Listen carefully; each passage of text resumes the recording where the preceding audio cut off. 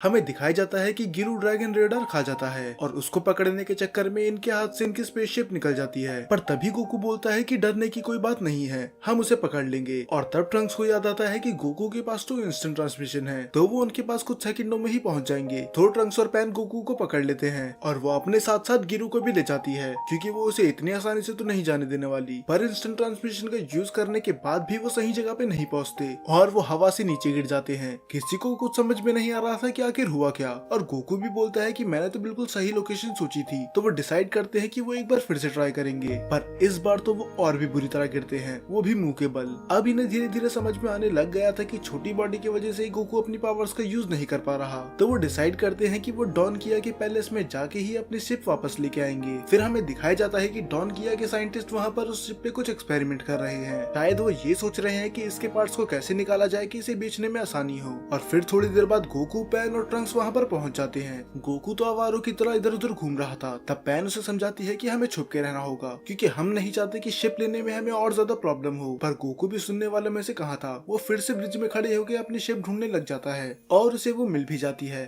तब ये डिसाइड करते हैं कि वो छुप के उसके पास जाएंगे और पैन गोकू को बोल रही होती है कि वो बिल्कुल भी आवाज ना करे। पर तभी उसके सर पे एक कैन लगती है और वो खुद ही रोने लग जाती है। ट्रंक्स उसका मुंह बंद करके उसे रोकने की कोशिश करता है, पर उसकी भी किस्मत खराब थी, क्योंकि एक बड़ा पत्थर उसके सर पे जाके लगता है। और अब सब सोल्जर्स उन्हें देख चुके थे, तो अब कोई फायदा ही नहीं था छुपने का। पैन बोलती है कि आप लोग उनसे लड़ो और मैं शिप चुराती हूँ। और ये तीनों ही उन आर्मी पे भारी पड़ जाते हैं और बस एक छोटी सी फाइट के बाद ये फाइनली उस शिप को फ्री करवा ही लेते हैं। जिस कार में वो शिप रखी थी वो पैन चला रही थी और वो एक बच्ची ही है, तो वो कार कहीं पर भी ठोक देती है, क्योंकि उससे वो संभल ही नहीं रही थी। और तभी वहाँ पर दो लोग आके अपना की ब्लास्ट करते हैं, पर गोकू अपने कामेहामेहा से उन्हें इजीली डिफ्लेक्ट कर देता है। जिसकी उम्मीद तो हम सब ने कर ही ली थी, पर जिसकी उम्मीद हमने नहीं करी थी कि एक मिस्टीरियस कैरेक्टर आके गोकू के कामेहामेहा को बस एक हाथ से ही डिफ्लेक्ट कर देता है। और ये कैरेक्टर था रेजिक। हालांकि गोकू अभी इस चीज पे इतना ध्यान नहीं देता, क्योंकि अभी तो वो पैन की ड्राइविंग से डरा हुआ था। पर इतनी बेकार ड्राइविंग होने के बाद भी पैन किसी तरह उन्हें बाहर लेके चली जाती है। और दूसरी तरफ डॉन किया अपने गार्ड्स को लेक्चर दे रहा था। वो बोलता है कि तुम किस काम के हो, अगर तुम 3 बच्चों को नहीं रोक पाए,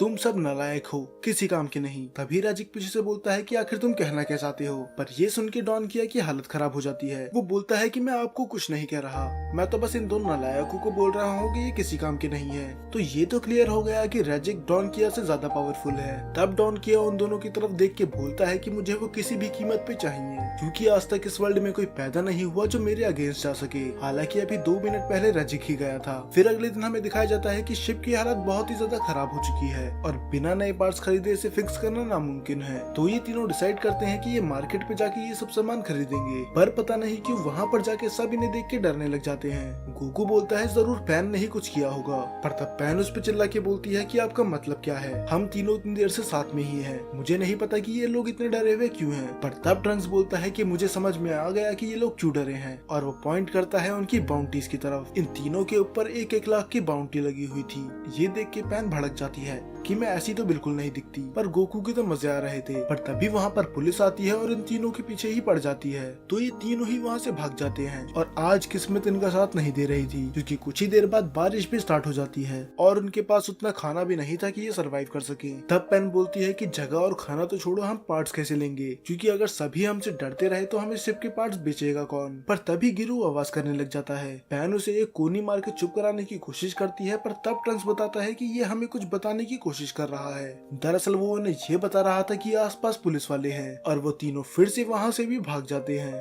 तब पैन बोलती है कि हम स्पेसशिप के बारे में कुछ नहीं कर सकते। पर ट्रंक्स को समझ में आ गया था कि हालात बहुत ज्यादा बदतर हो चुके हैं, क्योंकि अब पूरी कंट्री की आर्मी उन लोगों के पीछे पड़ी हुई है। तो अब वो एक ही काम कर सकते हैं, बस बच के भागना। अब वो किसी के घर रुक भी नहीं सकते थे, क्योंकि सभी उनसे डर रहे थे। और तब उस आर्मी से भागते भागते वो गलती से किसी के घर में गिर जाते हैं। हालांकि वो पति और पत्नी पहले तो बहुत डरे हुए थे, पर वो डॉन किया पे तो बिल्कुल भरोसा कर ही नहीं सकते थे, और वो इनको देख के बता सकती थी कि ये अच्छे लोग हैं। तो जैसे ही गोकू और बाकी लोग बाहर जाने ही वाले थे, वो औरत उन्हें रोक लेती है और वो कहती है कि तुम खाना खा के जा सकते हो। और उन सबको खाना खाने के बाद पता चलता है कि ये इन लोगों की आखिरी मील थी। तो इन दोनों ने अपना खाना सेक्रीफाइस करके इन तीनों को खिला दिया। और ये सुन के पैन पैन का दिमाग हिल चुका था कि हालांकि कोई अपने लोगों के साथ ऐसे कैसे कर सकता है। तब वो बताते हैं कि हम यहाँ के नहीं हैं, हम भी तुम्हारी तरह एक ट्रैवलर थे, पर हमारी शिप खराब हो गई और अब शिप दूर करना तो छोड़ो, हमारे पास तो खाने के पैसे भी नहीं है, क्योंकि डॉन किया ने हम पे पूरी तरह से कब्जा कर रखा है। पर हमें पता है कि अच्छे दिन जरूर आएंगे, पर पैन उन अच्छे दिनों का इंतजार नहीं कर सकती। वो बोलती है कि मैं डॉन किया के पास जाऊंगी और उसे एक अच्छा सबक सिखाऊंगी, और जब बात लड़ाई की हो तो गोकू तो पीछे हट ही नहीं सकता। तो ये तीनों जानबूझ के अरेस्ट हो जाते हैं ताकि ये जा सके डॉन किया के पास। और जैसे ही ये उसके पैलेस में पहुंचते हैं, वो सभी सोल्जर को हरा के सीधा जाते हैं डॉन किया के पास। उसे यकीन नहीं हो रहा था कि उसकी पूरी आर्मी का क्या हुआ। पैन उसे मारने जा ही रही होती है, पर तभी वो उसे बंदी बना लेता है और अपने सारे मिसाइलों से उस पर अटैक भी करता है, पर पैन को कुछ नहीं होता। तब एंट्री होती है रेजिक की। रेजिक बोलता है कि इतने महान योद्धाओं को हराने के लिए ये मिसाइल कुछ काम नहीं आएगी। ये सुन के डॉन किया बहुत ज्यादा खुश हो जाता है और वो रेजिक को ऑर्डर देता है कि इन सभी को जान से मार दो। पर तभी रेजिक बीच में बोलता है कि मुझे ऑर्डर देने की हिम्मत मत करना, मैं बस इनसे इसीलिए लड़ रहा हूँ क्योंकि मुझे लड़ना है। और ये सुन के डॉन किया ज्यादा बहस नहीं करता। रेजिक से लड़ने सबसे पहले जाता है ट्रंक्स, पर वो उसे एक घूसे में ही ढेर कर देता है। तब गोकू बोलता है कि तुम पैन को संभालो, मैं इसे देखता हूँ। और फिर शुरू हो जाता है दोनों के बीच में बहुत बड़ा घमासान युद्ध। दोनों ही एक दूसरे को बराबरी की टक्कर दे रहे थे, पर रेजिक को पता होता है कि गोकू अपनी पूरी ताकत से नहीं लड़ रहा, और वो उससे बोलता है कि अब ड्रामा करना बंद करो और मुझे अपनी असली ताकत दिखाओ, क्योंकि मैं भी अपनी पूरी ताकत तभी दिखाऊंगा। तब गोकू बोलता है क्या तुम समझ गए, मैं भी तक होल्ड बैक कर रहा था, तुम सच में कमाल के हो। और तब गोकू बन जाता है सुपर सैयन, और इसके बाद तो रेजिक उसके सामने टिक भी नहीं पाता। हालांकि वो कोशिश तो पूरी करता है, पर गोकू को उसकी सुपर सैयन फॉर्म में हराना नियरली इम्पॉसिबल था। और फाइनली थोड़ी सी फाइट के बाद वो उसे हरा देता है। डॉन के रेजिक को पैसे देने की कोशिश करता है कि तुम लड़ाई बीच में मत छोड़ो, पर वो उसे ही एक लात मार के बोलता है कि पैसा मेरे लिए सब कुछ नहीं है। वो एक ट्रू वॉरियर है और उसे पता है कि हार कब माननी है। तब वो जाते समय गोकू से बोलता है कि मुझे तुमसे मिलके बहुत ज्यादा अच्छा लगा, हम फिर मिलेंगे, पर याद रखना तब मैं पहले से भी ज्यादा ताकतवर हो जाऊंगा। ऐसा नहीं था कि ये दोनों दुश्मन हैं, ये दोनों एक दूसरे की बहुत ज्यादा रिस्पेक्ट करते हैं। हालांकि इसके बाद रेजिक का जीटी में कोई भी सीन नहीं होगा।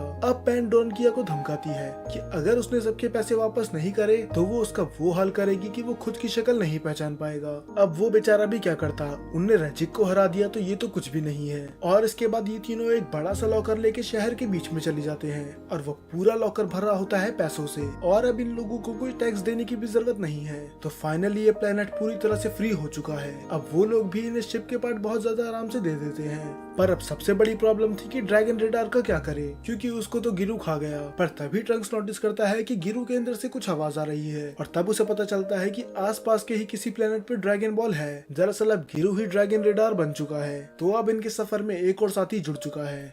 इसमें मैंने 2 एपिसोड्स को एक्सप्लेन करा था। आजकल मैं कुछ बिजी हूँ, इसीलिए मैंने ये पार्ट बहुत ज्यादा छोटा बनाया, पर हो सकता है कि नेक्स्ट वीडियो में मैं 4-5 एपिसोड एक ही साथ कंपाइल कर दूं, या फिर एक वीडियो में एक सागा को एक्सप्लेन करूं। और मैं कोशिश करूंगा कि नेक्स्ट वीडियो जल्दी आए।